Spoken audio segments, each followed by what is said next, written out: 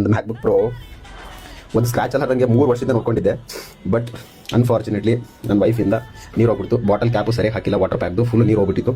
So first thing without seeing anything, just ತಲೆ ಕೆಡಿಸ್ಕೊಳ್ಳಾರ್ದಂಗೆ ನಾನೊಬ್ಬ ಇಂಜಿನಿಯರ್ ಅಂತ ಕಾನ್ಫಿಡೆನ್ಸಿಂದ ಫುಲ್ ಓಪನ್ ಮಾಡಿ ಕಂಪ್ಲೀಟ್ ಡಿಸ್ಮ್ಯಾಂಟಲ್ ಮಾಡಿ ಡಿಸ್ಪ್ಲೇಸ್ ವರ್ಕಿಂಗ್, ಬಟ್ ಡಿಸ್ಪ್ಲೇಲಿ ಮಾಯ್ಸ್ ಇದೆ. ಸೊ ನಾನು ಏನು ಆಕ್ಷನ್ ತಗೊಂಡೆ, ಈ ಆಕ್ಷನ್ ನೀವೇನು ತಗೋಬೇಕು ಅಂತ ಹೇಳ್ತೀನಿ.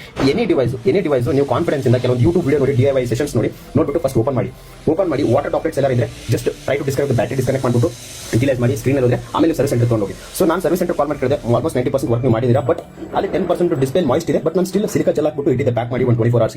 So but still the moist ಹಂಗೆ ಇದೆ. ಸೊ ಇವಾಗ ನಾನು ಇದನ್ನ ಹೆಂಗೆ ಕ್ಲಿಯರ್ ಮಾಡಬೇಕು ಅನ್ನೋದು ಒಂದು ದೊಡ್ಡ ವಿಷಯ ಆಗ್ತಿದೆ ನನಗೆ. ಸೊ ಜಸ್ಟ್ ಈ ಡಿಸ್ಪ್ಲೇಗೆ it will cost me around 70,000 to 80,000 plus original display ಆದರೆ. ಸೊ ವಿತ್ ಟ್ಯಾಕ್ಸೇಷನ್ ಅದು ಸೇರಿ ಹತ್ರ ಒಂದು 80,000-90,000 ಆಗ್ಬಿಡುತ್ತೆ.